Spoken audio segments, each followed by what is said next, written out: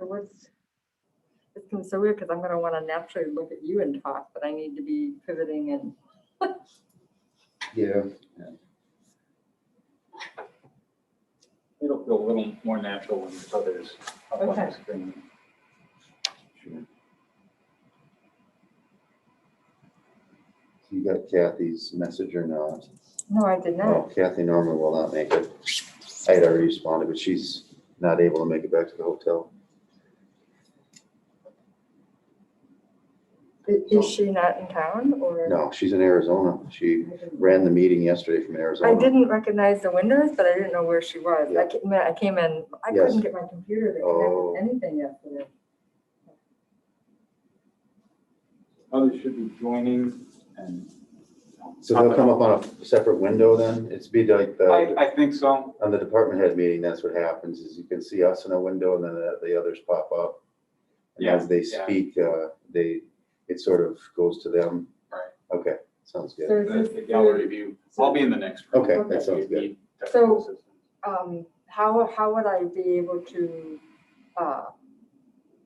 let them know that they can speak?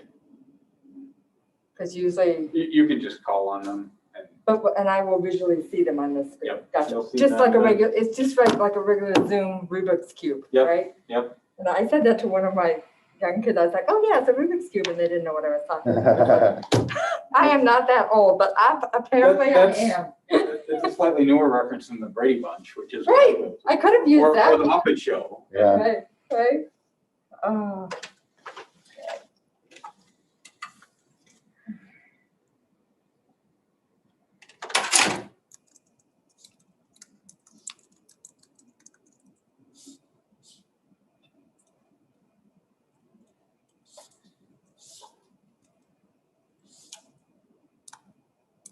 So it's not good that I log in here, right? Because that'll have distortion, so it's only gonna be logged in here for us. So we shouldn't, the Zoom link that Debbie gave us. oh yeah, I wouldn't use your Zoom Right, link here. Right, No, I just wanted to, well, one place that we had to use both because Oh. it wasn't, No, you'll be able to see everything on the screen, so we should Okay. need that. I'm just I pulled up the filling agenda. up the Yeah, actual agenda. I mean, I right. have my, I do both as well. I had to take notes and. Yeah.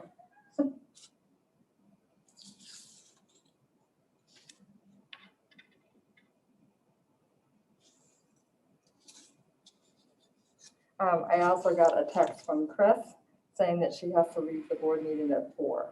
Okay. Oh, yeah. So does that mean we're okay? We should, we have 9 members, quorum would be 5.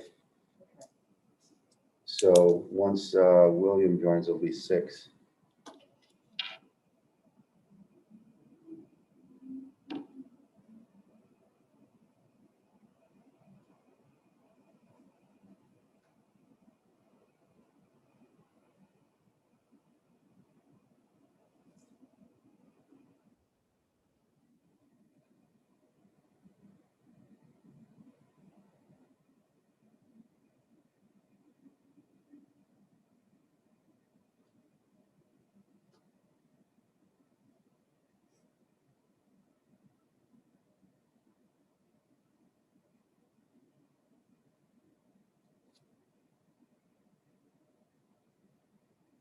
I did finally get Kathy's message. It didn't scroll up. Okay.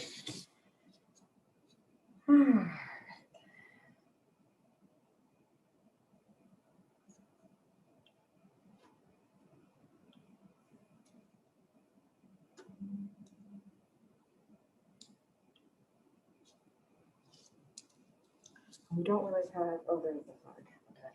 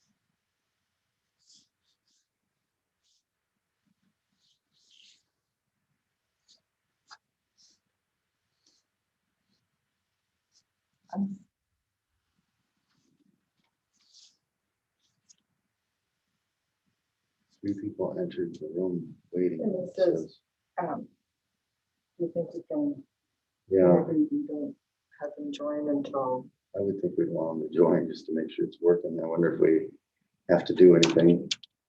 or if I can't push our button on there to say. I don't know. Otherwise, might have to go from start. There's a door stopper there if you want, because you don't have a key. It'll lock on you when you go. Oh, okay.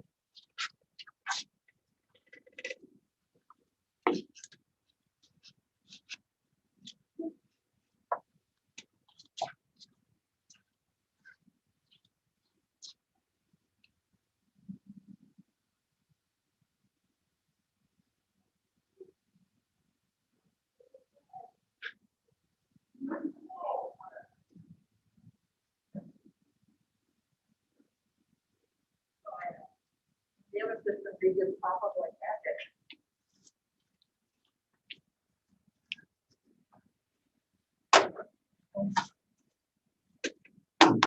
And this to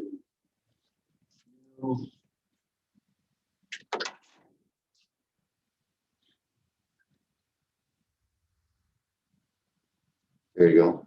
Perfect.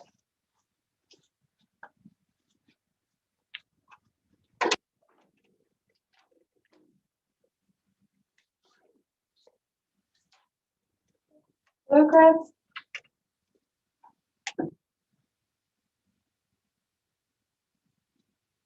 So Chris, it's good to see you. It looks like we have Sydney and we also have Debbie, and we are in a new room. It's room number 303. 305. 305, and it's going to be we're going to be having a Zoom meeting, and we'll see how that goes. More equipment for me to try to figure out for a meeting. And I think you're on mute right now, Chris. So if you were trying to, it's this crazy thing of trying to. My classroom was room 300. Oh, there you go. Ooh. 305. Yep. Was right next door. That should give me good luck for this meeting. Right.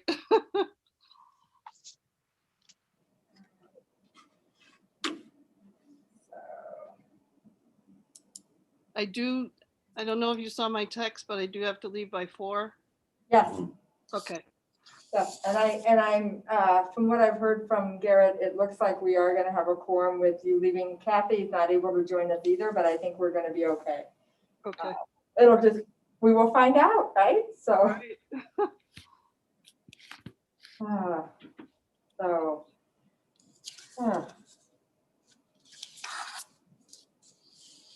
Are you traveling? You mentioned you're traveling Monday. too, right? Monday I go. Okay. Well, safe travels to you. Well, when she came home, she said, and this was like 2 weeks before Christmas, the first flight only had 10 passengers. And then the second flight had 30. So that's why I figured flying probably is easier or better than driving all that way alone and through all the stupid weather we've been having. Right. So I'm going to double mask this time though, too. Right.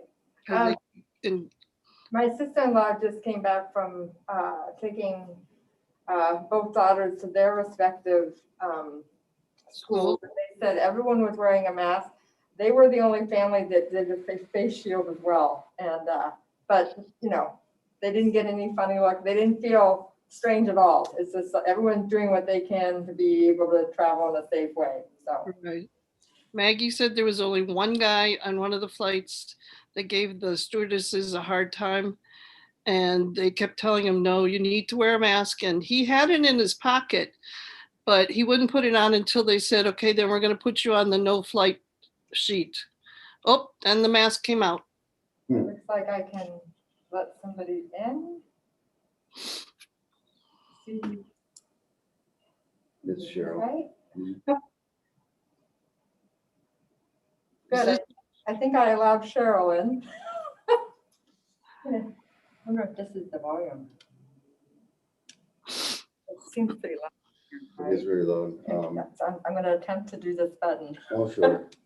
I mean, it looks promising, right? Oh, yeah, you're fine. Okay, Chris, if you could speak again, I'm just playing with the volume. Sure. I didn't get an agenda, by the way. Okay. Sydney's online, so she heard you, I'm sure. Okay, I got the articles and I got all the financial reports, but no agenda for some reason. Yay, Melissa. I'm There- learning new technology, Melissa. It's very exciting. And just so you know, there's 2 screens. So you guys are like doubled up. So if it looks like Garrett and I are doing tennis, we've got 2 big screens of all of you. So, all right. Just trying to see who else. And it looks like we have Melissa, we have Chris, we have Cheryl, Debbie, Sydney, and then we have someone who is, oh, here comes Sherry. Admit her. We have someone at 92 whose phone number is 889-1927. I'm not too sure who that is. If they could just unmute and tell us who you are. You don't have to show us your face, although we enjoy seeing everyone's faces.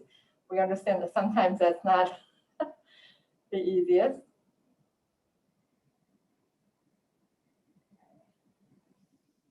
Oh, hello, Nancy. Hello, Sherry.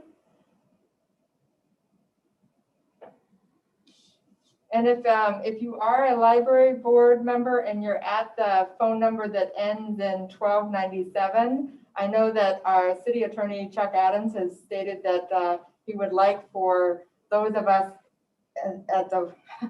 as trustees to be visible in these virtual platforms. So it might be that we have someone just joining us from the public, but I just thought I would mention that. All right, oh, now we've got Kyle. Hello, welcome.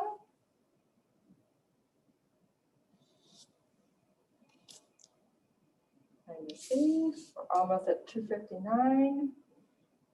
Let's see, who else are we waiting for at this point? Marcos, I would think. I think, oh, and Meg just now Meg. here now.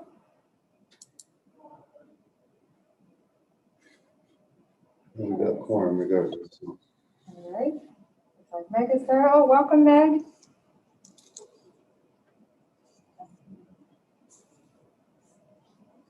So I think the only person who we just have, Marcos and Kathy are not here, and we know that Kathy is not. Correct. Mm-hmm. All right. Did you figure out who that number was? No, I think I'll do one more call. Just checking in for those of you who can hear me. I can't tell. I'm hoping you can hear me. Give me a thumbs up. New technology here. I am just confirming we do have one person who has dialed in, and that may actually be one of our trustees, but I'm not sure because it just gives me a phone number. And so if you have a phone number that ends in 1297, so your phone number is 920-889-1297. If you are a trustee, if you wouldn't mind putting on the visual so that we can, oh, it's Sherry. Okay, Sherry, you are like, okay, it's like we can't really hear Sherry. But, okay, so thanks for solving the mystery. For some reason, Sherry is here twice. You're not allowed to vote twice, I'm telling you right now. But we have her as a visual, and we also have her in as phone. So I think, Sherry, when you are would like to speak, you might have to unmute your phone dial-in, because that is the part that is not allowing you to have us hear you. So, all right. So I think it's *6 or *7 to unmute, Sherry. I think that's. Oh, that's helpful. Yep. Oh, it's unmuted, but we're still not hearing you. Maybe Right. Talk closer to the phone. Yeah, maybe talk into your phone. Maybe that would help. And the symbol says that you're no longer muted, but what do we know?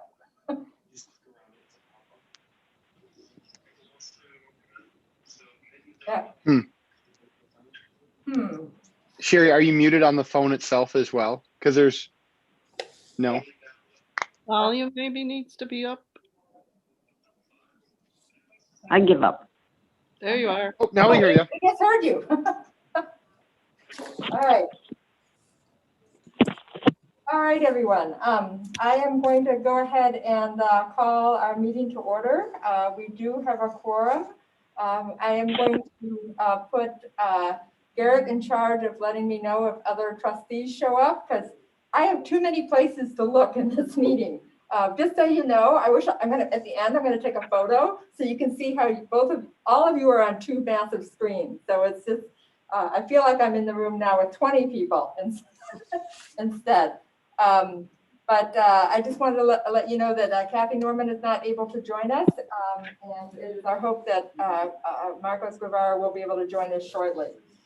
So at this time, since we do have a quorum, can you please join me in the Pledge of Allegiance? Okay. Pledge allegiance to the flag To the flag of of the United States of America and to the republic for which it stands, one nation, nation, under God, indivisible, with liberty and and justice for justice all. for all. At this point in time with our agenda at 1.3 public comments, we do not have anyone here for public comments. So we are now going to move on to 1.4, which is approval of our minutes.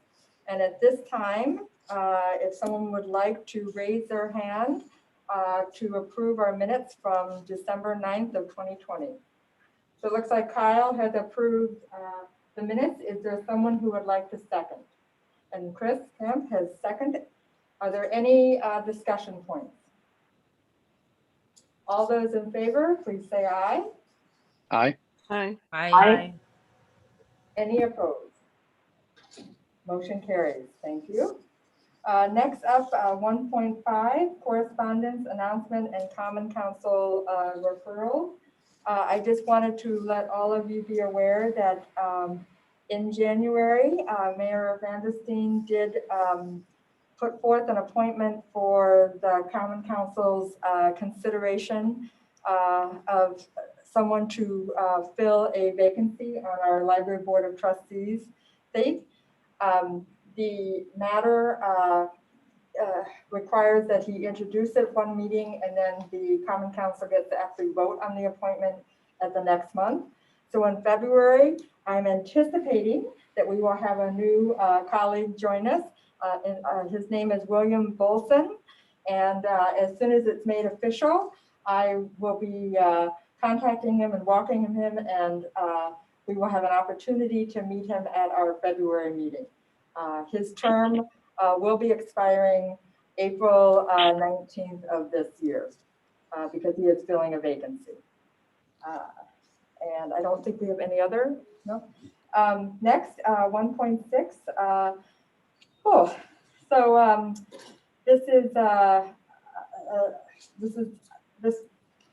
This one's probably going to be the more emotional one for me of our meeting, and it's to adopt a resolution in honor of the service of Bernie Markovich as the president of Mead Public Library Trustees and president of Mead Public Library Foundation. I believe that all of you have seen the resolution in board docs, and all of you I know have your own personal wonderful memories of Bernie, and so he lives forevermore in all of our hearts and our minds and in our library and other wonderful Sheboygan institutions. And I know with certainty that Bernie is most pleased that this is the longest resolution I have ever seen come from Mead Public Library. And it's quite fitting that it is in honor of Bernie Markovich. And I'm sure he thinks it should be 10 pages long. And he's probably right. But without further ado, I am going to go ahead and read the resolution. And as I read, just think of the wonderful legacy that he has left all of us. This is a resolution in memory of the late Bernard Markovich and his many years of service to Mead Public Library. Whereas Bernie Markovich was first appointed to serve the Mead Public Library Board of Trustees in July 1998, and he served for 11 years. He was also appointed to the Mead Public Library Foundation Board in October 2000, and he continued in that role as president through December 2020. Whereas Bernard Markovich leaves behind a legacy of volunteerism, leadership, and vision spanning several decades at Mead Public Library, while serving as president of the Library Board, Foundation, and Friends of Mead Public Library. And whereas Bernard Markovich united other community members in helping secure the financial future of the library, whereas Bernard Markovich helped lead efforts to utilize a combination of private and public funds to develop new public spaces in the library, including the Jerry Black's Cafe, the Moss Teen Learning Center, and the Hanson Teen Library. And whereas Bernard Markovich worked to continuously maintain and improve the appearance of the library, along with furthering its roles as a cultural center through the addition of artwork both inside and outside the building, including the installation of the Ruben Vega collection.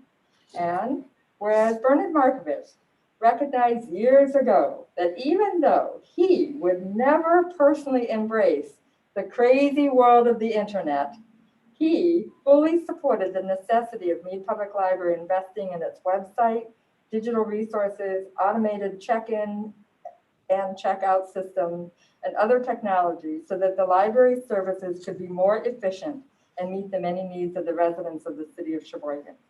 This support has proved to be critical in the efforts of Mead Public Library being able to provide essential library services during this pandemic.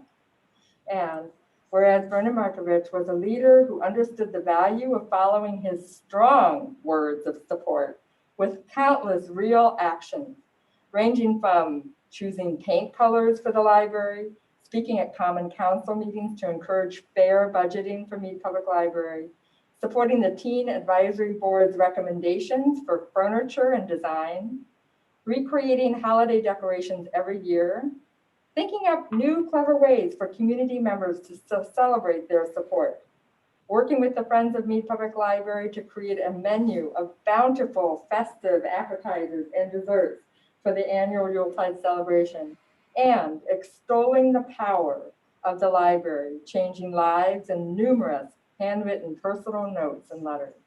And whereas Bernard Markovich was one of the first to describe Mead Public Library as the gem of the city of Sheboygan, and utilized his leadership, talents, and humor to creatively bring together the whole community in support of our treasured library.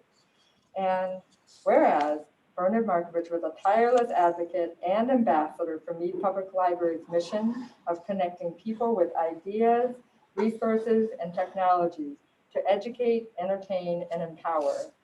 And now therefore be it resolved that the Mead Public Library Board does hereby publicly commend Bernard Markovich on his decades of service and advocacy on behalf of the library.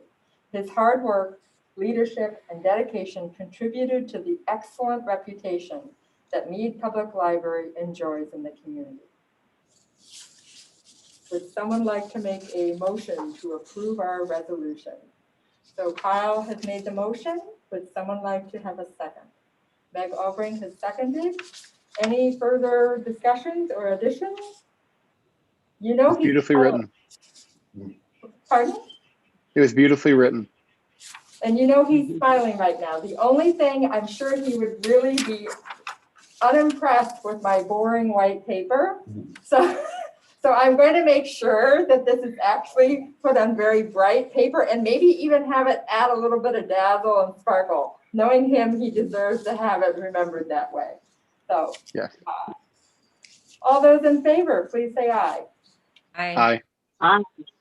Any opposed? Motion carries. On a personal note, I wanted to let you know that I was invited to attend his estate sale, and I found there are so many hidden talents of Bernie, but he was incredible with needlepoint and creating beautiful works of art. And so I actually found a piece that actually has his name on it. He didn't always put his name on things. He liked to be the mysterious, artist. But I do intend to get that framed, and there might be a way for us to somehow have it in the library so that people can kind of have a smile when they see it and think of him. So I'll share it whenever I finally get that framed, and we can sort of enjoy it at the library. So moving on then, to committee reports, and I do know that Chris had shared, just to let you all know that Chris will be needing to leave us at 4, and I'm quite confident that we're going to get completed with most of the important aspects of our meeting prior to then. But I just wanted to let some of you know, if all of a sudden Chris disappeared, it's not technology that zapped her out. It's just he informed us ahead of time. So moving on then to 2.1, review and possible action on payment of current expenditures, including payroll, special revenues, grants, gifts, and donations. So, Between Kyle and Debbie. so I turn that over then to Kyle as chair of our finance. Thanks, Maeve. Debbie, I believe you were going to lead this one, correct? I think Debbie, yeah, there you go. Sure. If you want, I can do that, Kyle. Yep.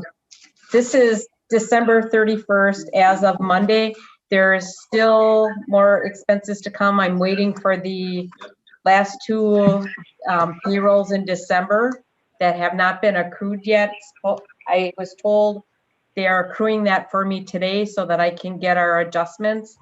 It looks like we're in pretty good shape considering the year we had. I did recover $63,000 in COVID expenses. So that actually put a boost in our financials for the year. And we were lucky that we collected that much from the city. So I will be doing a 13th month statement, but right now looking at, I will be able to put between 10 to 20,000 in our roof reserve.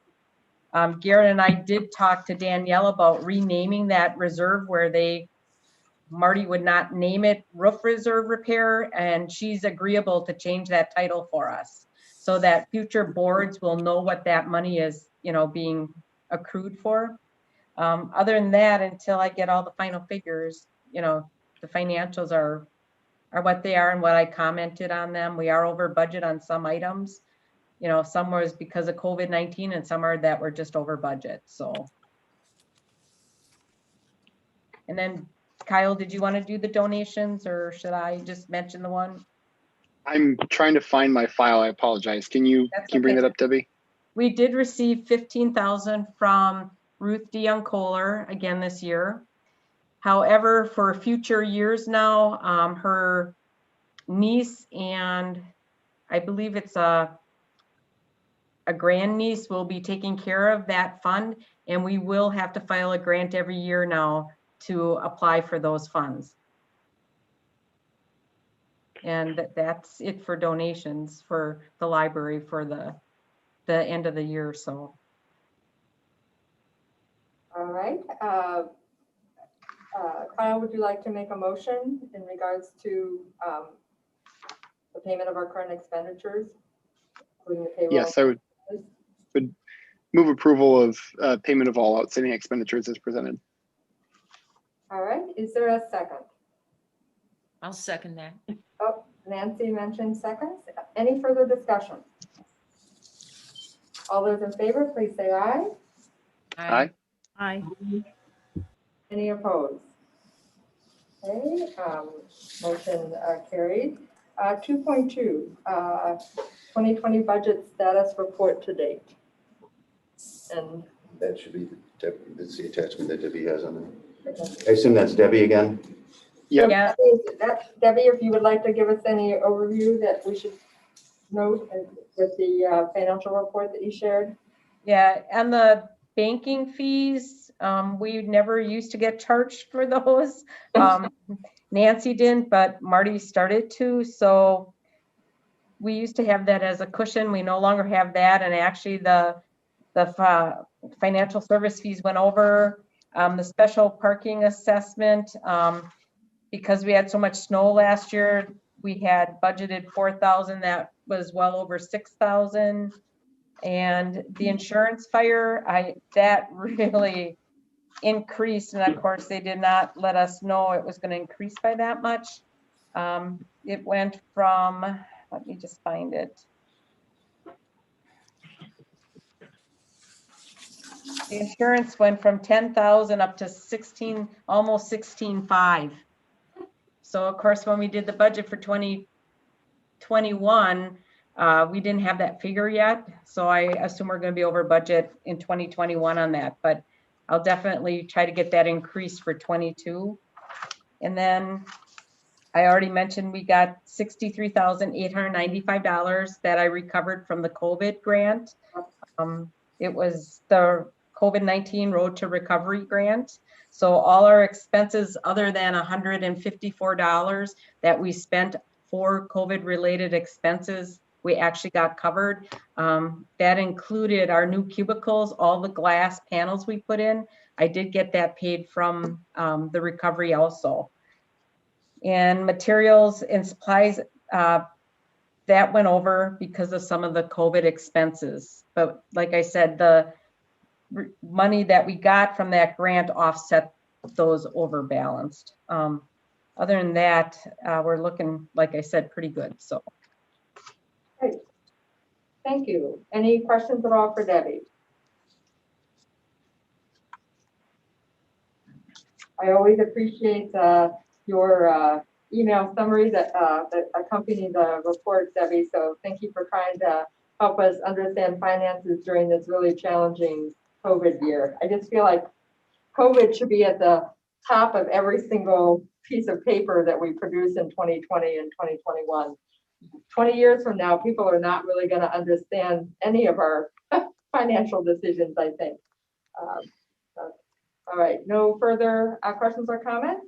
Okay, then we are now going to move on to 3.1. Mead Library Annual Report to the City of Sheboygan. And so this is me.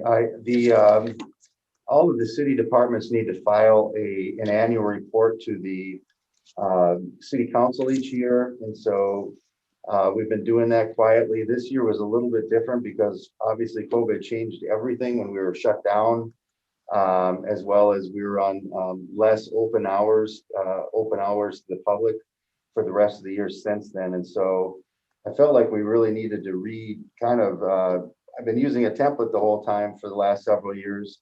We sort of redid this whole thing. So thanks to Melissa, as well as Josh for helping write this, but we started off with, some of the key dates, and then we went through and showed the metrics. And the interesting part of the process for me is that each month we have metrics for the library board that you guys look at and we're judged on, and the other departments don't really do that. So this is a bigger deal for them because they need to come up with these 5 years worth of statistics on however their department is measured.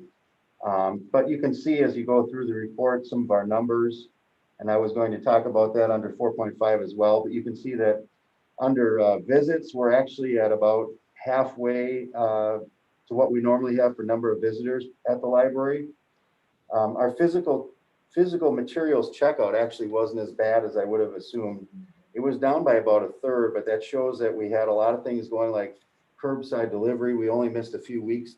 We had curbside going pretty quickly, and then people are still checking out a lot of items. And also the digital stuff did go up slightly as well, so that helped out with checkouts. The next metric that we have in this report is the number of programs and classes. That one really suffered this year. Obviously, since the pandemic started, we could really only do virtual programs, so we're fairly limited in what we could do with that. And then also internet sessions was down significantly. So, our numbers are way down. So I tried to explain that, yet explain why it's important that we still offer these services. So like many libraries right now, our size are closed throughout the state, but it makes it really hard for such as if people are doing job searching right now to be able to, if they don't have internet access, obviously you can't do that at the library. So it's really, really important that we're open. And then on the back sheet, I had just had some of the highlights and achievements. So I think we did a pretty good job this year of not only staying open, but offering good services. The staff worked hard on just being agile as we learned what was going on with different levels of government and what our guidelines were.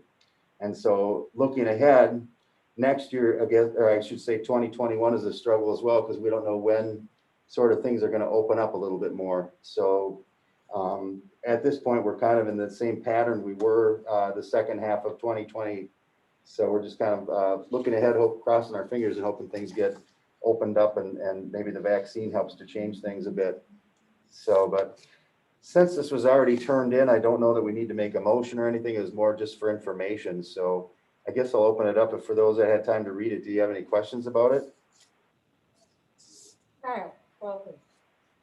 Not a question, just, commending you, Garrett, and the staff, especially for finding ways for us to operate safely and serve our constituents in this time. I called Maeve. I had a board member from Manitowoc Public Library who knew me, reached out and said he'd been pushing for them to operate the way Mead has, and they're still closed. And a big concern about folks having access to job resources and other pieces there in the role the library plays. So I think it speaks highly to the staff, and also just as a board member, we deeply appreciate the service during this time, knowing the risks. And I know that everybody's being as safe as we can, but you're providing a vital public service and it's not lost on us. So I just want to thank you for the work you're doing. Thank you, Kyle. Chris, yeah. I just wondered if the hotspots showed up on any of the reports for the internet, or They're separate not thing? in here. It wasn't as major of a thing, but we are offering 12, I think it's 12 hotspots now, if I'm not mistaken. So it's a smaller metric, but yeah, that's an important part for those folks that, like, right now, I believe it's restricted to about an hour a day. Melissa can correct me if I'm wrong, but we've limited because we don't have that many workstations. So for those folks that need it for a longer period of time, they can check out a hotspot for a longer period of time. So it's been super popular. My understanding is those are checked out pretty regularly. There's very few times they're on the shelf. Yep, that's correct. Thanks, Melissa. I just see a lot of people parked in the parking lot too at night. Yeah, we've tried to, in fact, Chase, our IT person, has put a hotspot on the outside of the building to make the west side of the building a little bit easier to use. Sit in your car if you can and hook up that way to the internet. So we do see people using that quite often. Anyone else? Thank you for your comments and support and the good questions. The number that I am just so astonished by page 2, and I almost feel like we all should be wearing T-shirts, that to have 334,156 items were checked out in 2020 during a pandemic. I mean, more than 250,000. I mean, that is just astonishing to me. And I know that, in a non-pandemic year, the number was higher, but still 334,156 items were checked out in 2020, which just gives you a glimpse of how our resources and our services are so very much appreciated and needed by our community. So I think future reports, that number could be in font like 40 and bolded, so everyone can truly see how people are utilizing our services. So, all right. I also had a chance to mention to Garrett earlier that I really appreciate our library staff continuing to demonstrate how to share the history of the moment that we're in.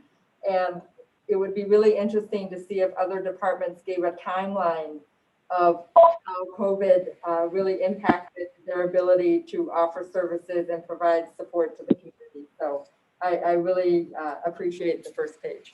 Yeah, that was something we talked about a little bit. Just this is sort of it's a historical document in a sense when we look back at that someday, what happened actually. All right. Thank you. We're moving on to 3.3, COVID service responses. No, 3.2. excuse me, I Yep. jumped. 3.2, the Mead Library City Capital Improvement Project. And so for this one, I do need an approval at the end. So each year, our normal years, the library asks the city for help in funding some of its larger purchases. And we're sort of down to our last major project, which started even before I got here, which is the restoration of our HVAC system. And we now have a new chiller, new boilers, and all those main appliances. But what we're doing then throughout the library is replacing the controls, the thermostats, as most people know them. And they're the old air pneumatic type, and we're replacing those with digital controls that'll actually be able to talk back and forth with these newer appliances. And so we're halfway through that process right now. Our top floor and our bottom floor have been done, and we just need to get the middle two floors. And so originally when this was quoted about 3 to 4 years ago, we were looking at approximately $66,000 per floor to have this whole project done. Now we're able, with a newer quote, to actually get this down to $80,000 for the entire project. And the city has said that they're willing to try to put this together to put $80,000 out this year and 2021 and just get the project knocked out. And that saves quite a bit of money for them next year as well. So that's what we would like to do, and that's the change. This had been agreed upon by both sides, by not only the library board, but the city the last couple of years. This is just kind of an update where we're putting the money together. So that's really the change, and just need to get an approval from the library board. So would someone like to make a motion for the capital improvement request of 2021? Kyle Welton made the motion. Would someone like to second? Chris Kemp, second. Any further discussion? All those in favor, please say aye. Aye. Aye. Opposed? Motion carries. Next up, 3.3, COVID service responses. I will turn this over to Library Director Garrett Erickson. Yep, so there's a couple things we wanted to talk about.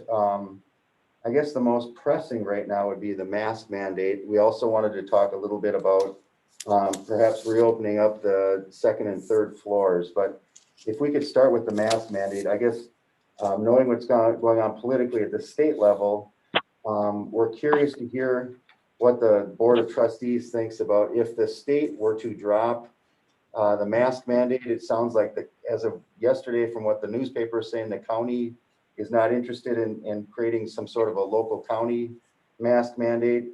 So I have asked the city, Todd, the new city administrator, and I have not heard back yet on whether the city buildings would be under some sort of citywide mask mandate, but I've not got a response yet. So I thought it'd be helpful to have a conversation at this level to know what the trustees are thinking in case Todd decides that, you know, every department can kind of do what it wants to do. And I'm not sure yet of how that's going to go, but I thought this would be a great opportunity to have a discussion. And if I could just add in, Garrett and I have had quite a few conversations this week. All of you are aware that the Wisconsin State Senate has already voted to repeal the mask mandate. And today, what was supposed to happen at the state assembly level is that they were also going to take a vote, but they have instead decided to delay and not discuss and vote on it today because they have been given some updated information that if they were to repeal the mask mandate, the state of Wisconsin would then lose millions of dollars to help with COVID, and I believe it also impacts potential food stamps. I mean, there's a variety of pieces attached. So I think they are taking time to learn a little bit more before they make the decision. And when I talked with Garrett, I said that, you know, one of the interesting things with this is obviously, you know, the state can make decisions to try to keep people healthy and safe. And then then you can go a little bit smaller and the county can determine whether or not what the state has, if that is enough, and whether or not they would like to add more. And then the next level, if the county decides to do something or not do something, the city can also weigh in. And then finally, you get down to just our little group. And, you know, we are the Board of Trustees in which we make policies for our library. And so that's why he had said it would be good to get a sense from our library board because we don't know what the final decision would be, but it would be good for Garrett to have an understanding of what our thoughts are in regards to how we can continue to keep our employees of the library safe and healthy, as well as the patrons that are choosing to come into our library healthy and safe. So at this time, anybody would like to share just their thoughts? Kyle Welton? Yeah, my view and quite vehement is that until the CDC says that masks are no longer necessary to reduce the transmission of COVID-19, that we need to require masks in Mead Public Library for staff and patrons. We've at the school district, we had a discussion last night, Tuesday night, about the potential of the lifting of the mask mandate, and we were pretty adamant that all school buildings are going to remain mask required zones. You know, I don't, given what you stated, Maeve, I think the implications are too great for, at least I would hope them to, the legislature would understand it's too great for the state for them to try and play politics with this and remove that mandate. But if that does happen, it will bear the consequences, but at Mead Library, I don't want to put that on our staff. Okay, thank you for your comments. Nancy Manton. Mead has been able to offer the services and programs over the last year, I would say mostly because of the mask requirement and offering those to patrons as they come in. So it would seem logical that if we want to continue to serve the city and beyond, then we should continue that policy. Yes, thank you. Ms. Camp. I've just been reading that more and more people are being told to wear 2 masks now, not the shield, but just 2 masks. So I'm not saying that the library staff should do that, but just saying, why would we go along with the other people in the state's thing saying no masks when they're pushing for 2? So. Anyone else would like to share their thoughts? Meg, I didn't see your hand up on. Go ahead. Yeah, so like Chris, I mean, I think, and like my colleagues on the board have said, we are experiencing a time where we're also seeing a new, more highly infectious variant enter the system. So to pull back on the requirement at this point when we know that an even more infectious strain of the virus is out there seems unwise given the services we provide and the clients that we serve. So at this time, Garrett, looks like you've heard from each person that we feel that we continue to trust your leadership in ensuring that our library staff is healthy and safe during this contagious virus that is still amongst us. And as Meg mentioned, there's more stronger strains of it that are already being located in Wisconsin, that the course that we have put forth to keep people healthy and safe and requiring masks is one I think we are fully in support that we continue. And in echoing what Kyle had said, that until the CDC has demonstrated with their knowledge of science and public health that it's no longer necessary to wear a mask, I think it just makes sense that we follow that level of guidance. Did you want to add to that just your thoughts about the potential opening of the 2nd and 3rd floor? Yeah, and that's the second part of this particular agenda item.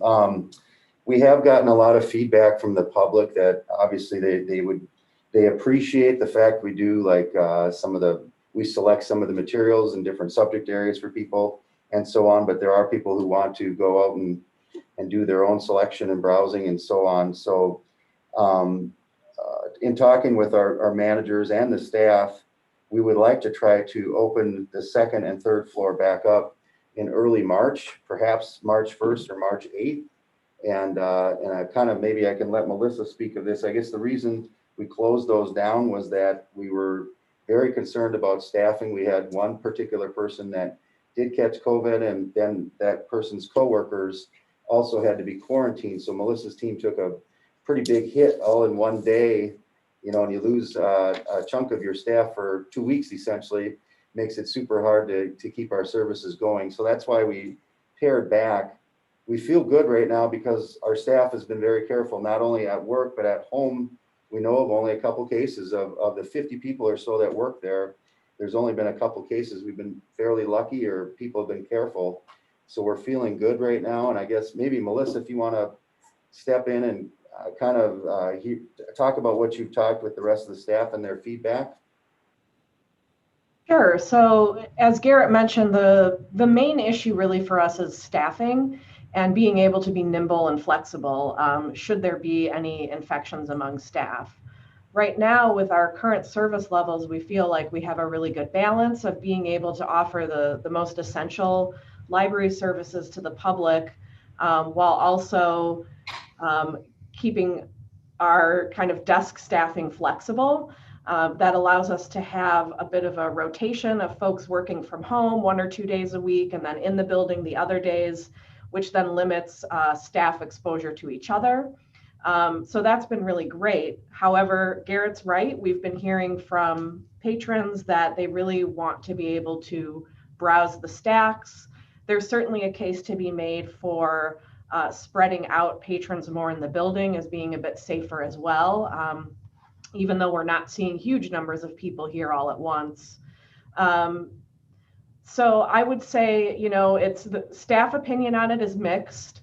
What we'd be looking at doing is going back to our, like the sort of October, early November service levels, which provided that our staff are healthy and able to come to work is something we can definitely manage. And we should still be able to do that with some of that work from home rotation in play. It will be a little less flexible than we currently have, but it should still allow us to have less people all in one work area at the same time. Because really, when it comes down to it, staff are more of a risk to each other really than the public is to staff. We spend 8 hours of our day together. So that's something that I'm always keeping in mind as well. And in terms of the date, I think it's nice to have this whole month to kind of think about what that will look like, get the floors ready for the public again, rework schedules, because that's a fairly time-intensive process as well.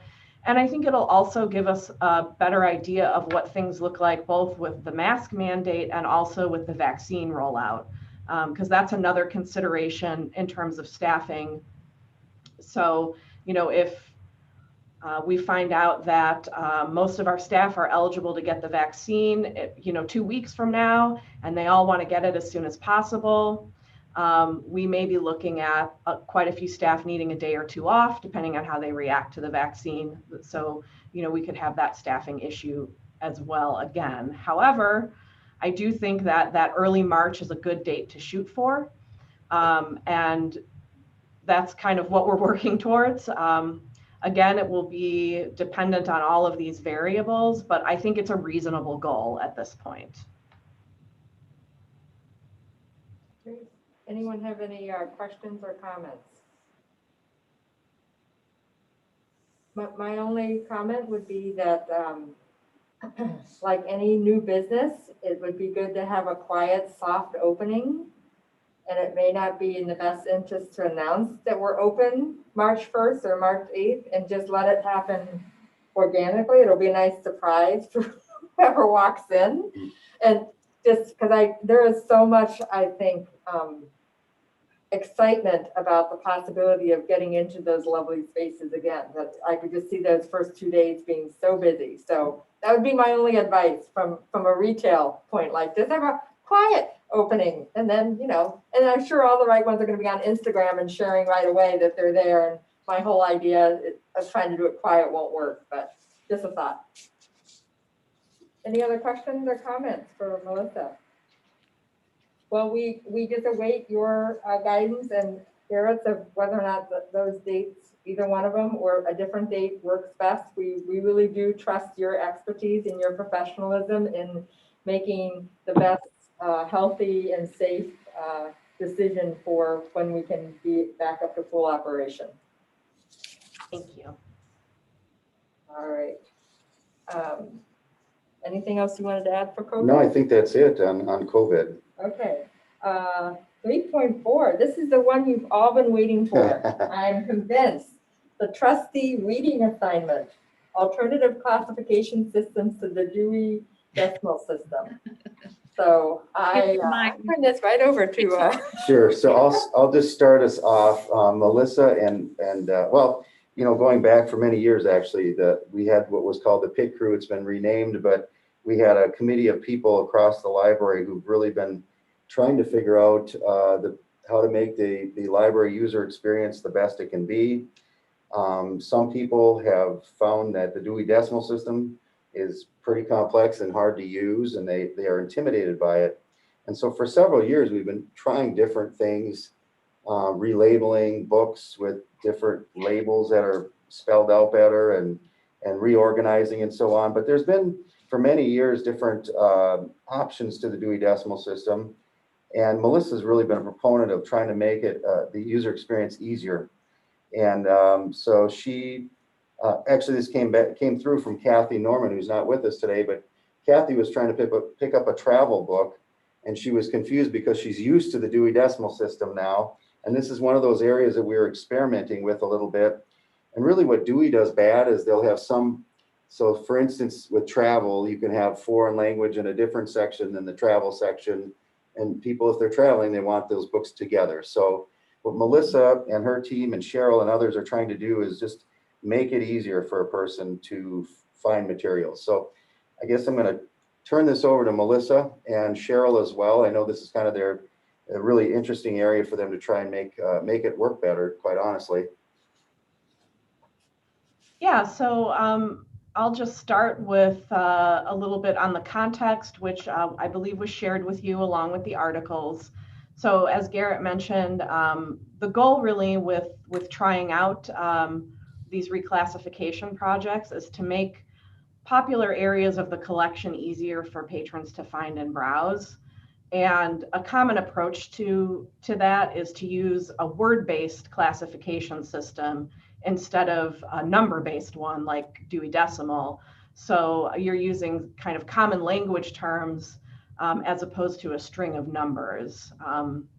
The most common example of this type of classification is called Bisac, and I can't remember exactly what the acronym stands for. It's something like Booksellers International Subject, blah, blah, blah.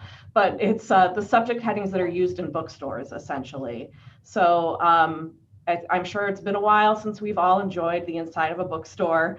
But one of the things people love about bookstores is being able to just spend a few hours browsing. You can very easily find material that matches your interests. It's very intuitive.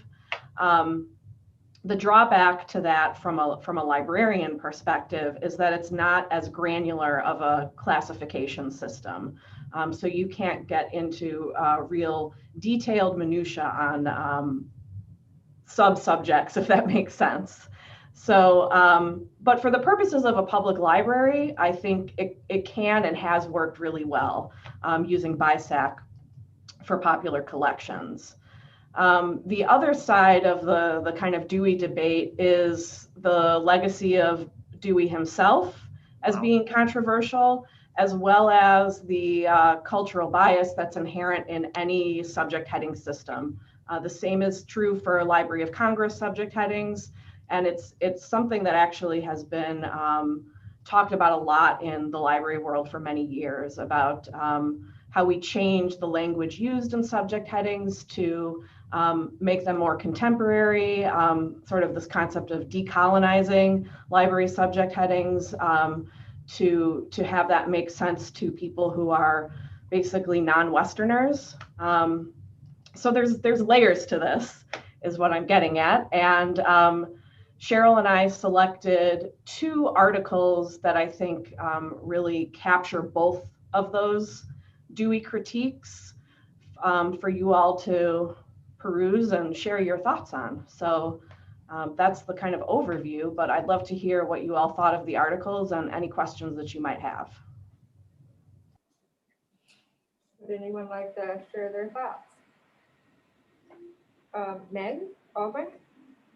I think one thing that would help me, and I understand the general framework, but I guess I would love to hear maybe an example or two about how an alternative organizational model might, provide some clarity for a patron, as well as, kind of address some of the issues that were discussed in the reparations article, for example.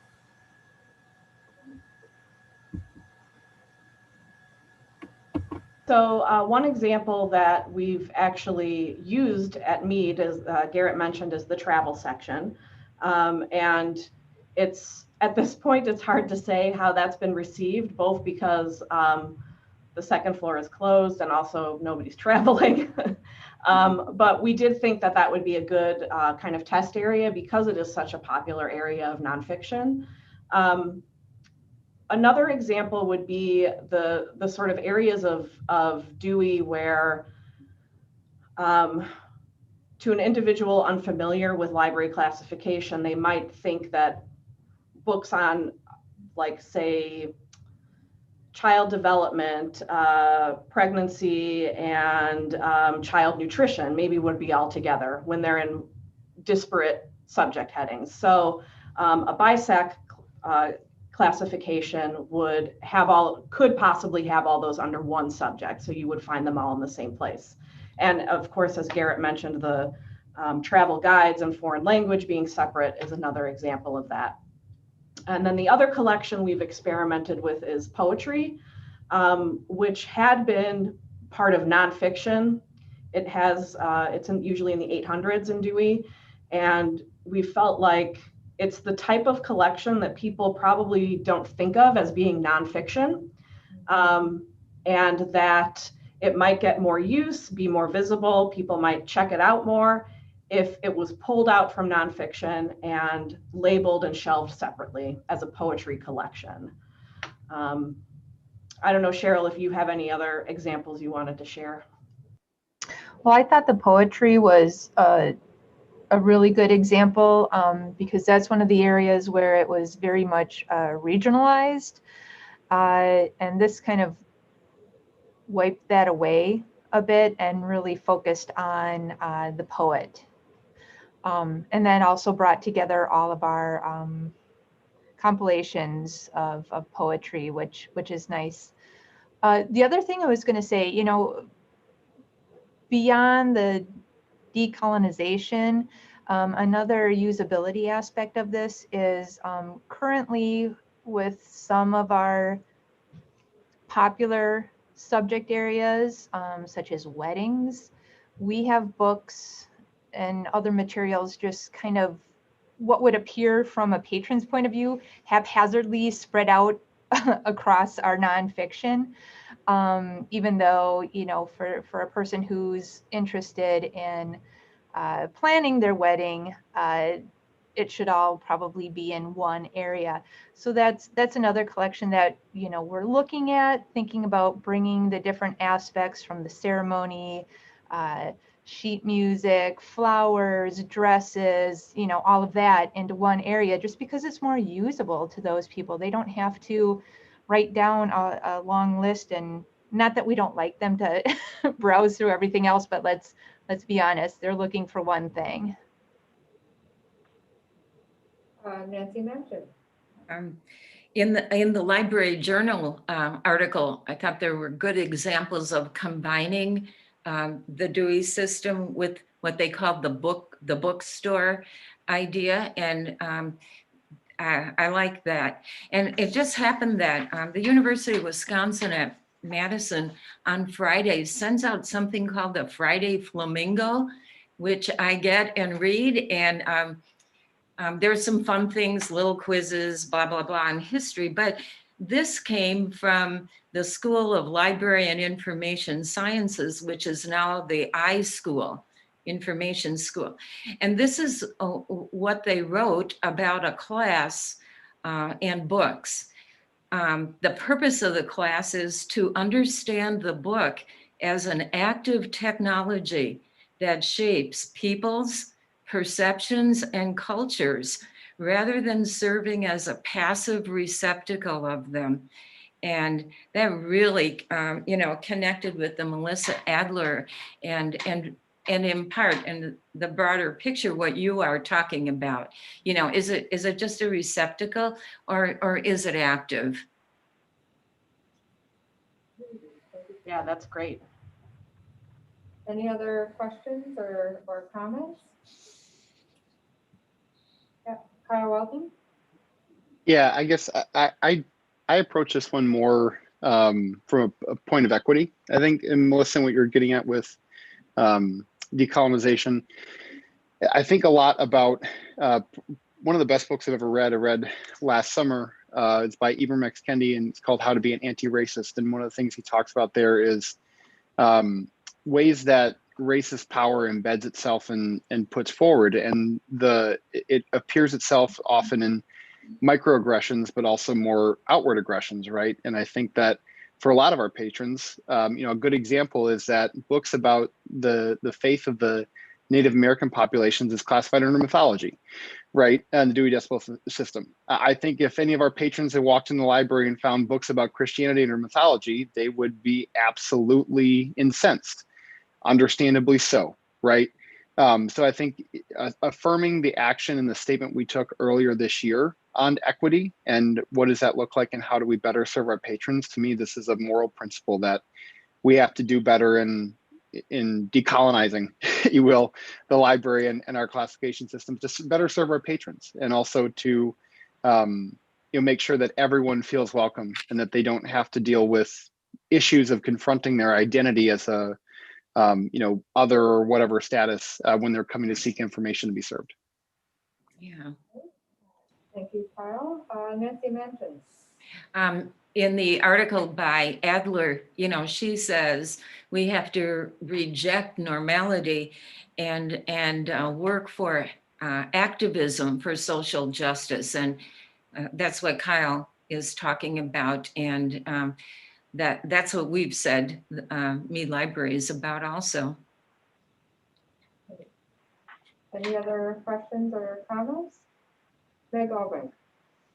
I'm curious about the implications of adopting a change on staff time allocation for the project. Obviously, to recode everything, to recatalog everything, would that have to be done, or would the Dewey number remain on it and another cataloging guide be added to the book?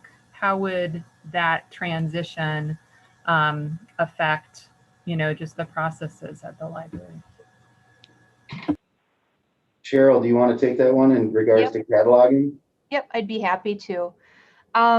So yes, it does require reclassifying.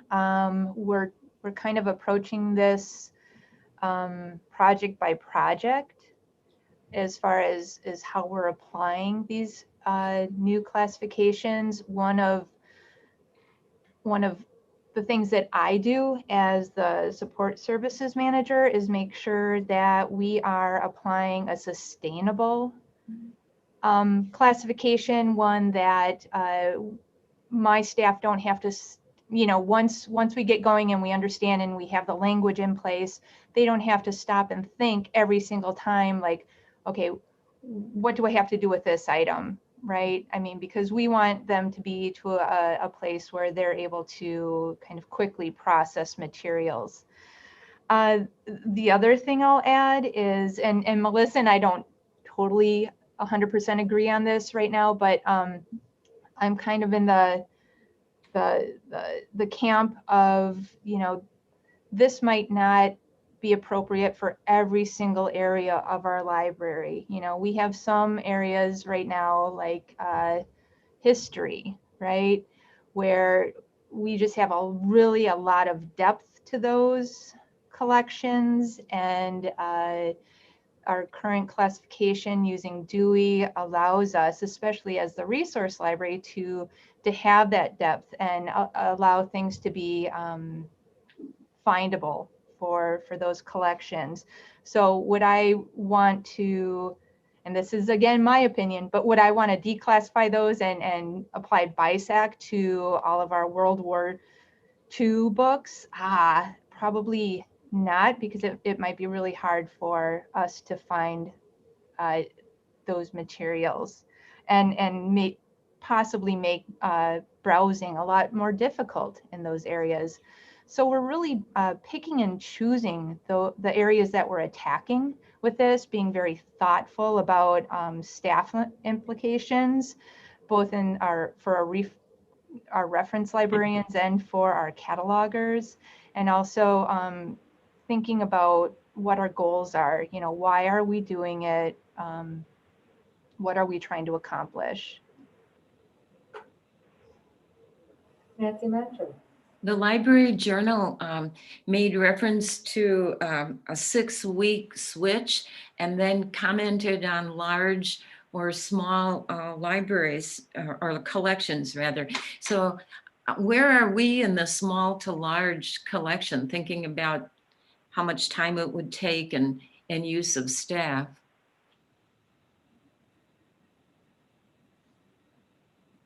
I would, well, sure. You know, that's relative.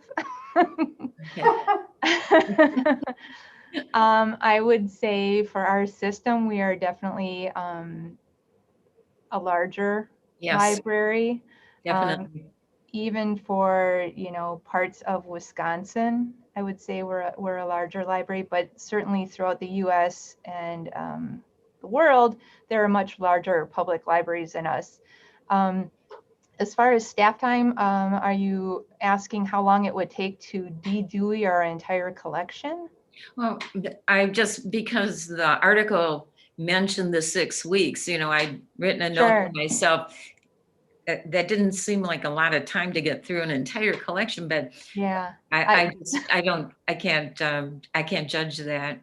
I think if we closed our doors and didn't allow anything to go out, that would be doable. In the real world, though, I would say it would take a lot longer if we were to try to do our entire collection. Yeah. I mean, I think, Melissa, we can speak to the biographies. The biographies were redone, just relabeled basically. And with our one cataloger that does a lot of that collection, I mean, it was a side job for her because she normally takes the new stuff and gets that into the system. But I want to say that took like almost a year, didn't it, Melissa? So, and that's not the biggest collection. So it would take us much longer than 6 weeks. So, in fact, we couldn't even do it. We need more people. So, so we are really, as Cheryl said, kind of being picky and choosy about which sections are giving us the most problems and seem like this would work well. Some collections it just would not work well for. Yeah, one popular collection that a number of libraries have tried this with is the children's picture books. And the model, they refer to it as neighborhoods. So what they do is take all of the fiction and nonfiction picture books, let's say about trucks or you know, mermaids or whatever, and put those all together. So the neighborhood might be, you know, fantasy, and you might find mermaids and unicorns in there. And then the other neighborhood might be stuff that goes, and you will find, you know, trucks and cars and bulldozers and things like that. There's a number of libraries in Wisconsin of comparable size to us, including Manitowoc, who have implemented this and speak very highly of it in terms of how children are able to interact with those books and find things themselves. So I think that's really powerful. And backtracking a little bit to Kyle's comments and the whole move to decolonize subject headings broadly is one that is probably beyond the scope of what just Mead can do.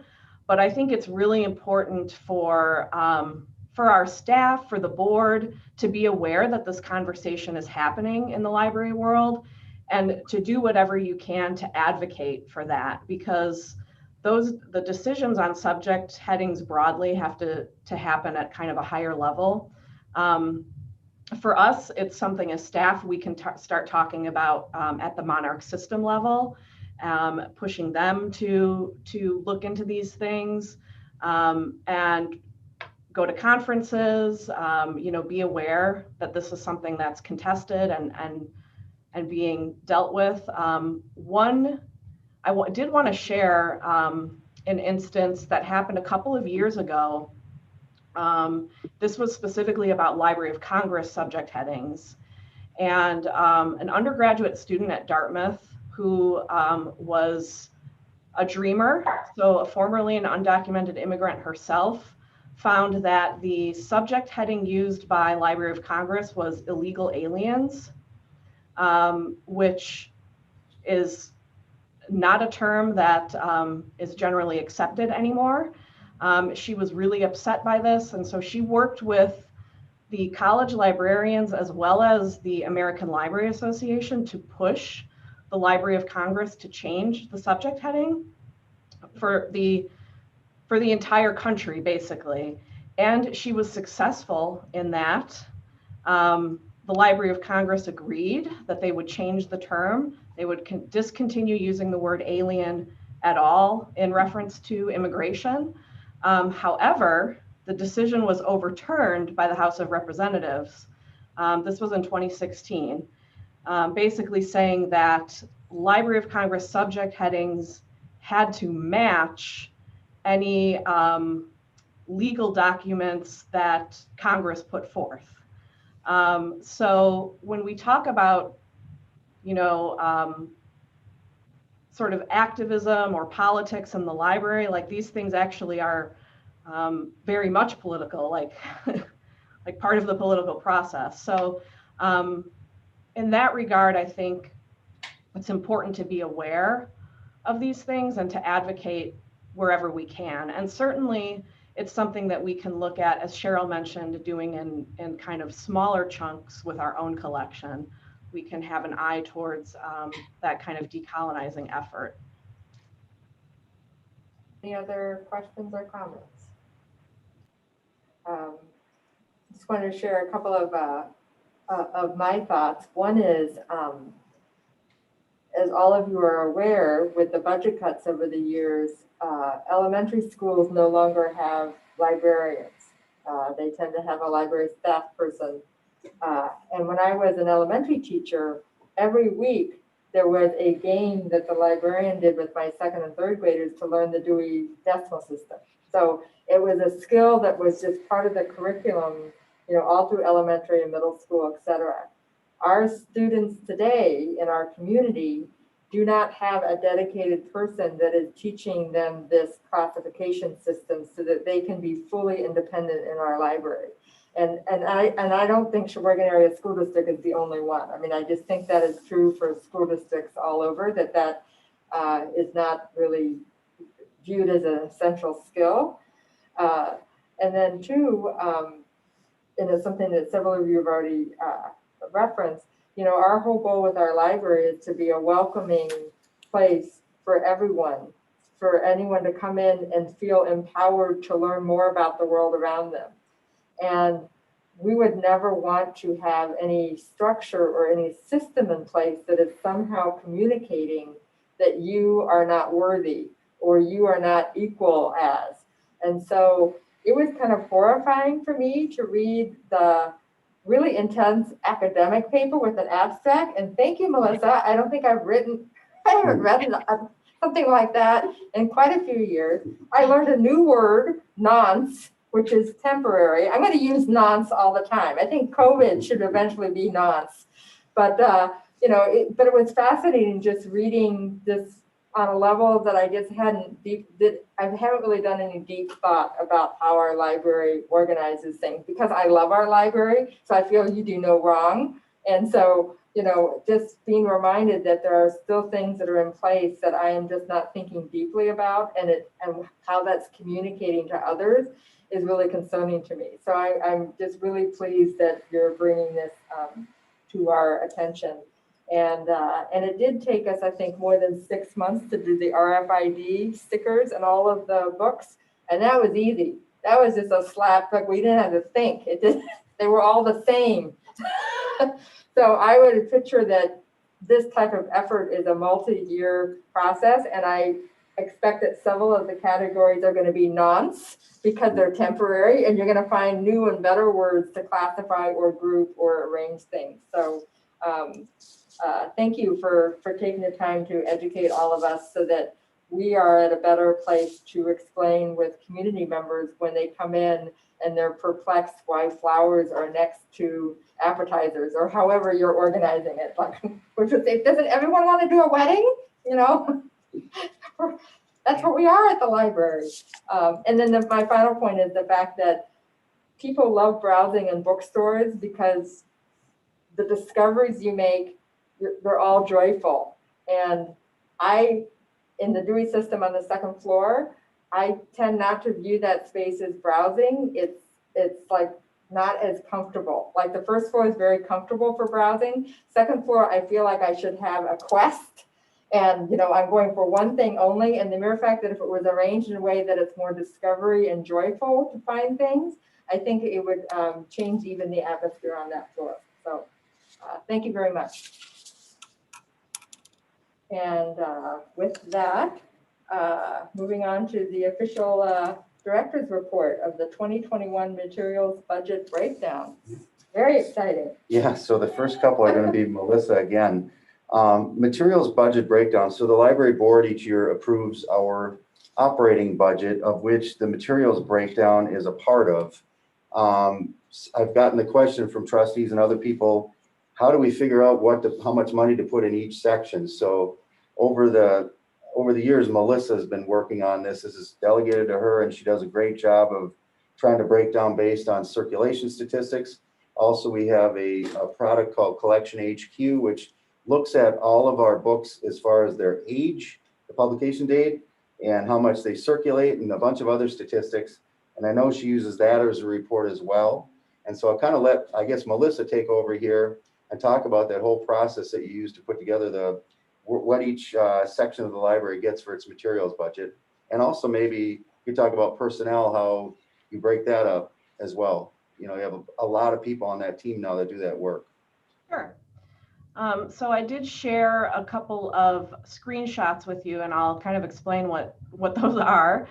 So as Garrett mentioned, Collection HQ is a tool that we use for a variety of tasks associated with collection development. It provides us with some really nice and easy to manage reports on the collection so we can get usage stats. We use it for weeding, selection suggestions. It'll tell you what areas, really granularly too, what areas of the collection are overstocked or understocked based on how they're used. Relative collection size, we can use it for inventory management, so finding things that might be missing, as well as we can look at items that have really high lifetime circulations and inspect those. Maybe they're worn out and need to be replaced, that kind of thing. And it also has a really handy budgeting tool, which is what you see on the first page of that document.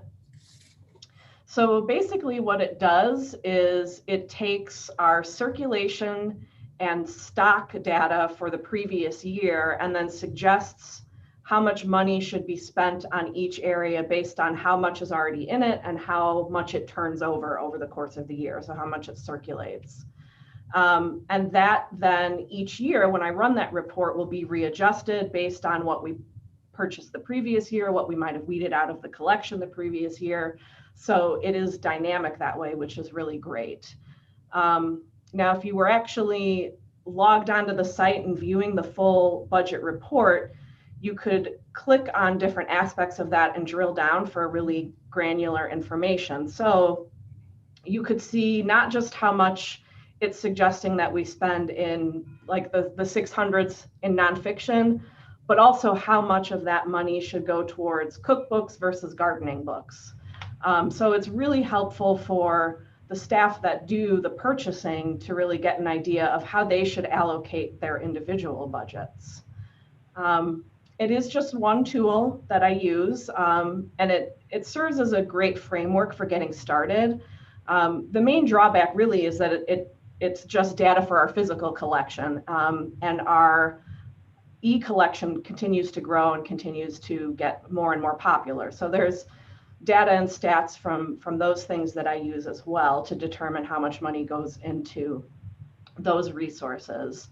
But again, this report from Collection HQ is really helpful to me and to the librarians that do the purchasing, for having an understanding of what areas of the collection are being used the most and how they should spend their money. The subsequent pages then of that document break down the actual dollars that go into our various collection areas. And we have, I believe it's a total of 10 staff members that do purchasing for our collections. So, it's a lot of coordinating. So having tools like this that make sense to everyone, that everyone can access and use, really helps with that. And we'll also be getting a collection development committee going next month to help work through some of this stuff. But that gives you kind of a snapshot on how the collections budget is allocated and the decision making behind it. So if there's any questions, I'd be happy to answer. Any questions, comments? Thank you very much, Melissa. That was illuminating. So, Melissa, do you want to do, just go right into 4.2 then as well? Sure. So program updates, not a lot to report since we last met. We have a pretty good rhythm going with our virtual programs. We kind of know now what works and what draws people in. So those Lil Rev sessions continue to draw great numbers. Allison Lowen, one of our youth services librarians, has been doing weekly live story times online that have a really great consistent following. And she pairs that up with a take-home craft kit that folks come into the library to pick up. They take it home and do the craft during the live story time online. It's very cool. And then we do have a program starting up, a new book club starting up in February that I'm really excited about. It's our Racial Justice book series, and that's going to be led by our municipal court judge, Natasha Torrey, and it's co-sponsored by the Sheboygan Diversity, Equity, Inclusion, and Belonging Initiative. And Judge Torrey and I worked together to select the book titles. She wanted a mix of fiction and nonfiction titles that specifically address racism within institutions as opposed to individuals, and then conclude the series with Ibram Kendi's How to Be an Anti-Racist that Kyle mentioned earlier in our conversation. And that book does offer sort of an action plan basically for individuals around systemic change and activism around anti-racism. So I've been kind of blown away at the response to it, because most of our book clubs have, a half a dozen to a dozen really dedicated members, which is great for a book discussion. But this first session that will be held in February, the first book is Evicted. It filled, 20 slots filled up within a few hours of it being posted. And we have a wait list of an additional 10 people. So Judge Torrey and I have been back and forth over the last few weeks, kind of trying to figure out how we're going to manage a book discussion with that many people. But it's really fantastic that there's that level of interest. And I think that's an indication that there's a real need in the community to have these conversations. So I'm really excited about that. And that will be second Tuesdays at 6 p.m. February through June. And because it will be held over Zoom, you do need to register on our events page to get the login information. And that's it for programs. Any questions or comments? All right, I thank just think you. it's phenomenal. I'm just overjoyed. It's awesome. My first question would be, is there still room? But you answered that with later your report. So Meg has a question. Meg Albrecht. Yes, thanks. I had just participated on a different book club group that had 30 people on it.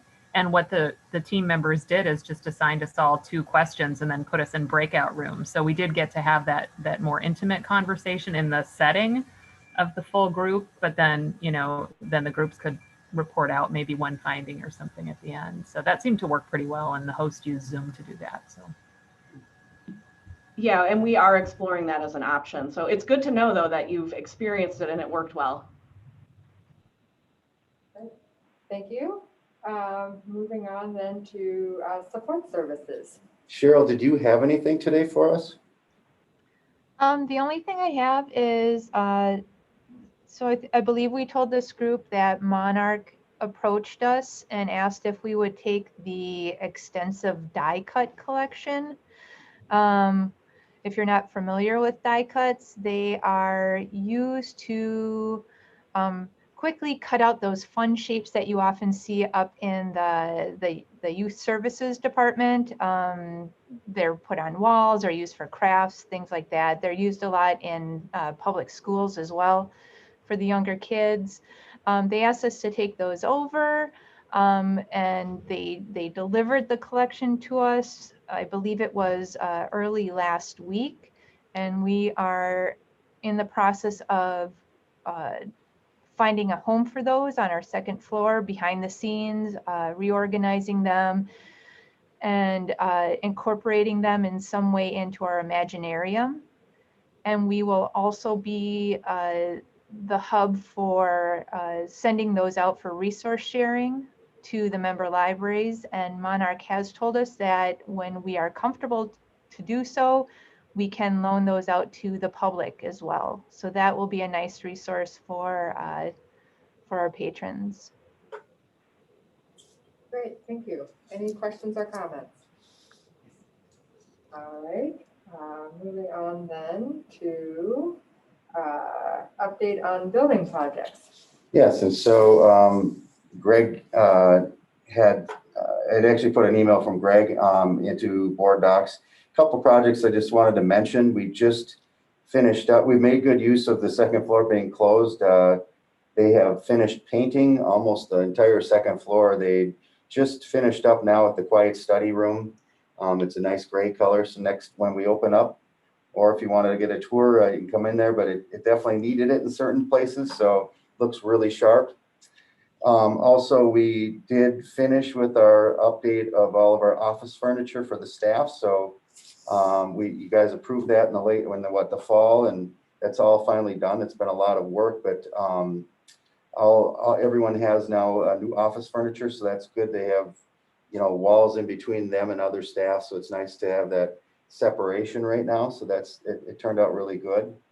And then lastly, our staff lounge has been renovated. So I'm fairly confident that it hadn't been renovated since the building was erected in 1974. It needed it, and it looks really sharp. Debbie's been doing most of the planning on that. It looks really good. We still have a little bit more furniture and some things that's been back ordered. A lot of things, of course, right now are back ordered when you try to order appliances and things like that, but it's coming together. And staff are starting to use it much more than they used to. And we're not even really fully there yet. So it's pretty neat to have that area finally redone. We do have a few other projects coming up this year, such as moving the local history room onto the second floor. We still need to do some planning on that. And then also we have some areas like Maven wanted to get our generator covered up, as well as some of the loading dock areas. So we've got a few projects coming up yet to do. And then you approved the HVAC controls. So that'll happen as well, probably later this spring. So got a few things. We did have a really, really busy 2020. So 2021 is going to start to taper off a little bit. So any questions on any of those projects that are listed? The generator that was given as a lovely gift by the Kohler company, many of you probably remember that the original intent of the placement of that generator was to go where the old generator was, or the old space was. And we then found that that is not to code.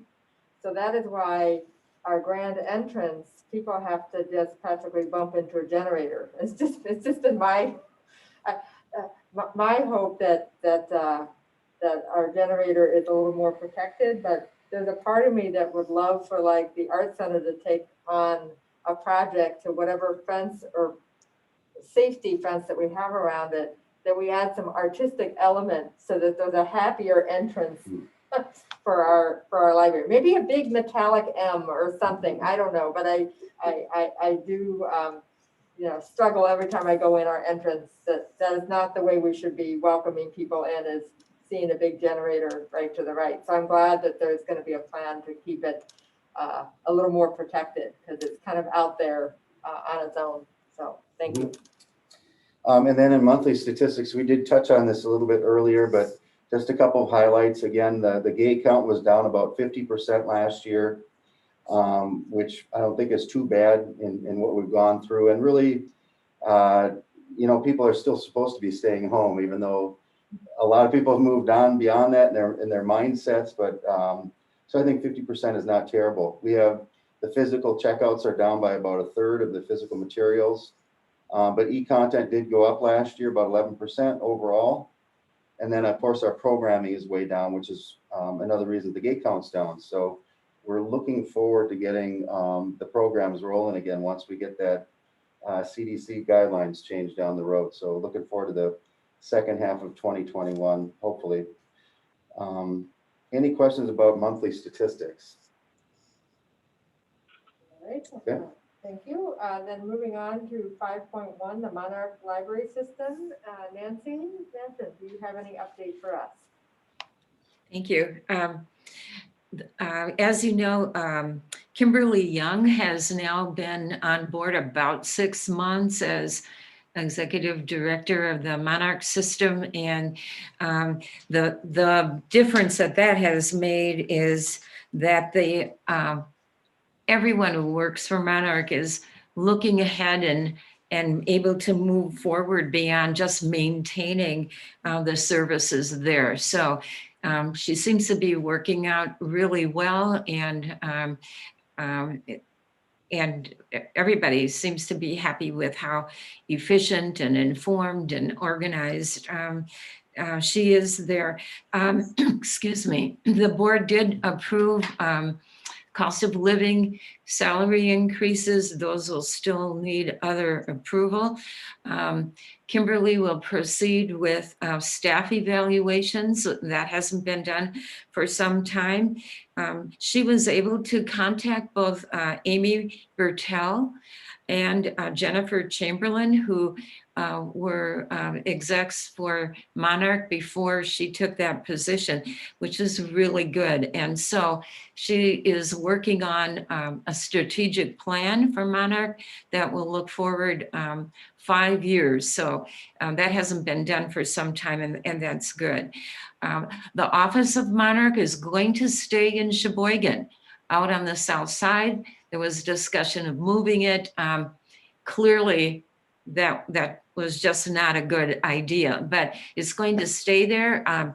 Kimberly, in talking with the person who owns the building, got a really even better financial agreement over the lease. And so that went very well. They're going to do some updating there. I think the carpeting.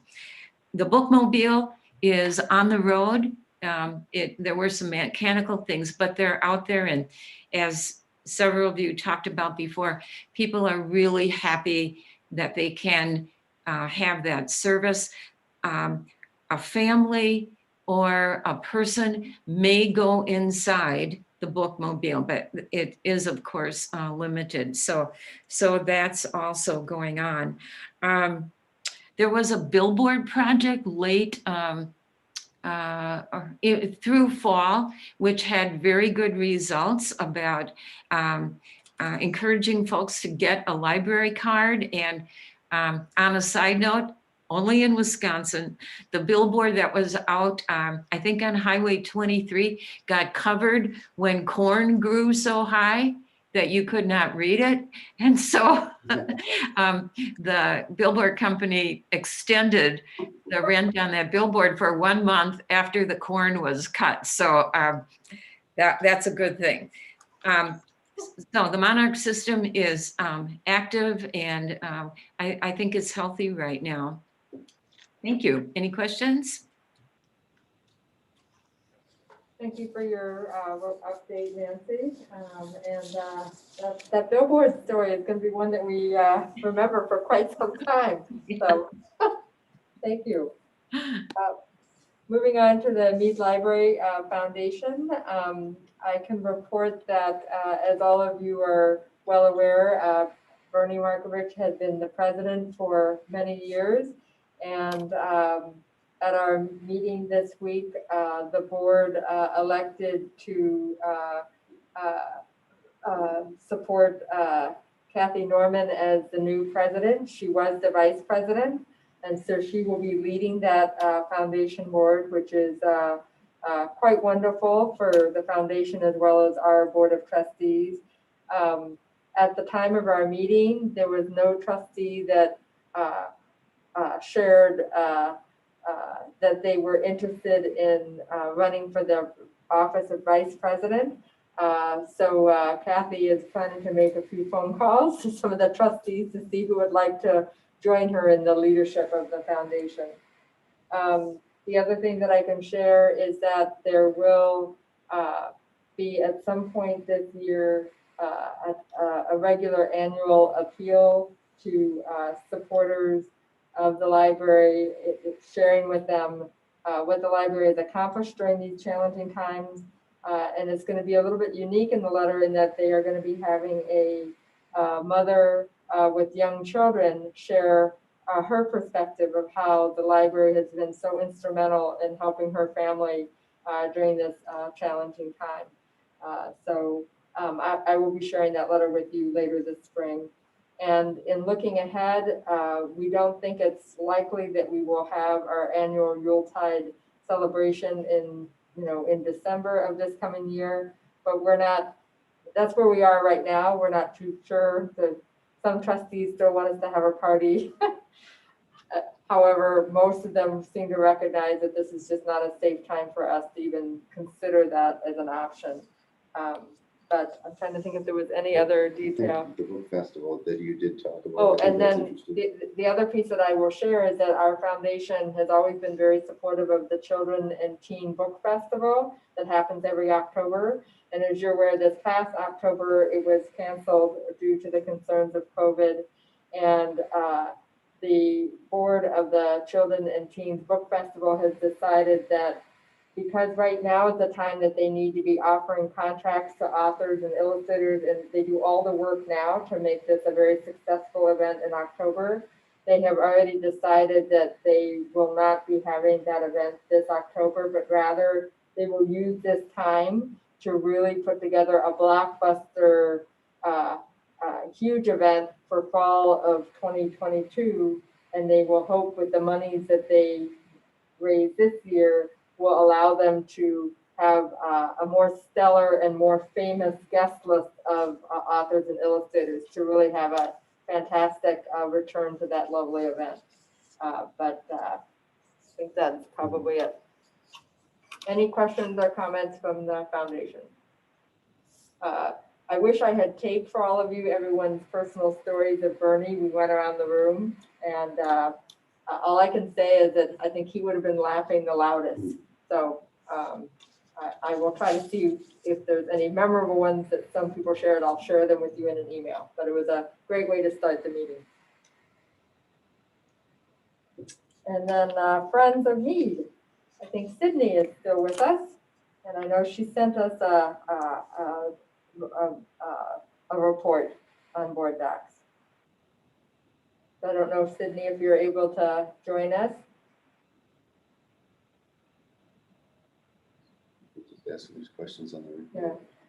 So I think I will just point out that there's a report from January 20th to 21 And it looks as though they are hoping to have an annual book sale, April 15th to 17th, and they have already planned sort of a backup date of May 20th to 22nd. They did have some new officers elected. So Petra Bolt is the president, Haley Shirk is the vice president, and Marge Beeson is the treasurer secretary. And they will be sharing their annual report on their Friends page for anyone who would like to see more of those details. So that concludes her report. And at this time, future agenda items, we have discussion of staff committee structure for internal decision-making. So. Yeah, and so that you had asked about that, Mead, but how do we get staff input on our decisions? And so we have kind of a robust, as Melissa has just a bunch of different committees, like she said, the collection development committee, we have a programming committee, we have a small committee on just about anything that staff want to get involved, and there's no excuses they can't get involved in our decision-making process. So there's a lot there. And so we just wanted to talk about that, and Melissa and Cheryl have been putting together a flow chart of all the committees and so on, and we thought it would be too much to go through everything this time. We had a kind of a long agenda item the way it was, so we'll try to talk about that next month. Okay.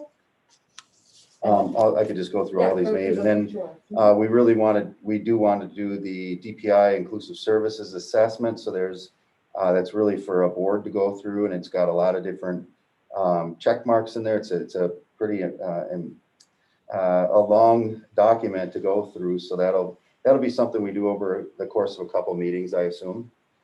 And then finally, now that the 850 money has been moved over to the foundation, and I just want to get feedback from the library board on how we want to go through procurement, because of course that changes now. We had a set of rules that we would go through with the city. This sort of allows us more freedom to do different things, yet the city has reasons for doing those things as well. And so just some feedback from you guys on different things. When should I go to the board for when should I go to Bernie Rom or things like that? Those are the sorts of things that have changed now in our process for procurement. So I'd just like some feedback so we could talk about that at a future meeting as well.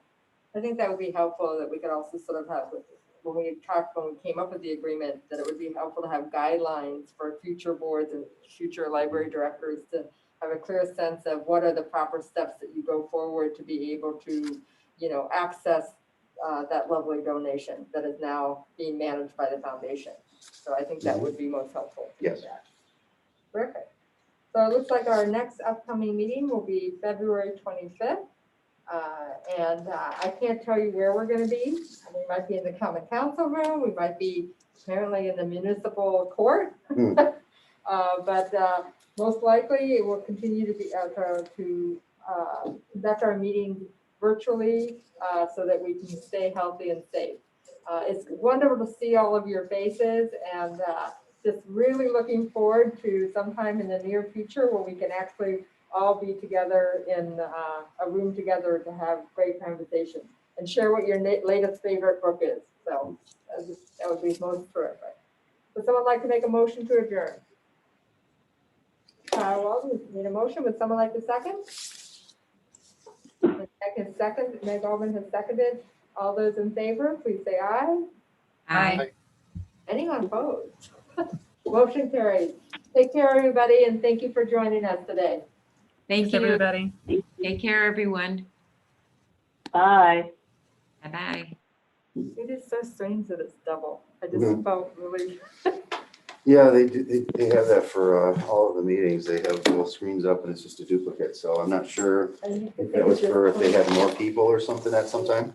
I don't know. There must have been a reason for that.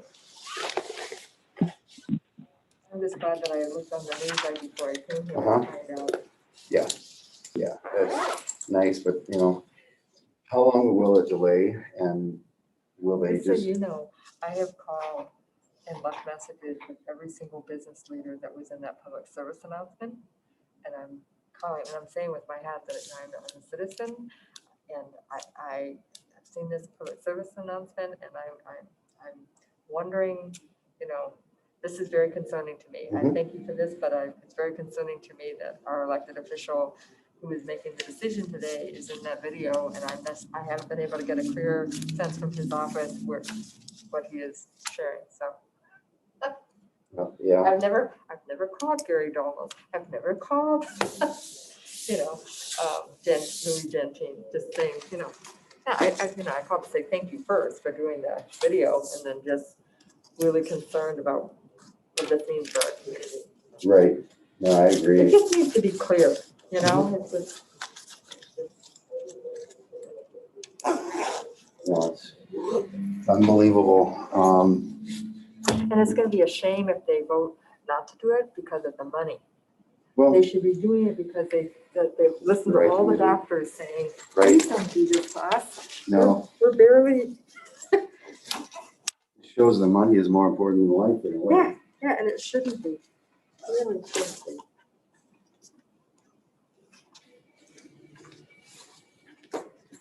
Well, and there's also that perception too, that once you had it,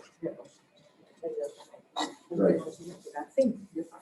And in most cases, it's not true. Wish it was. Right.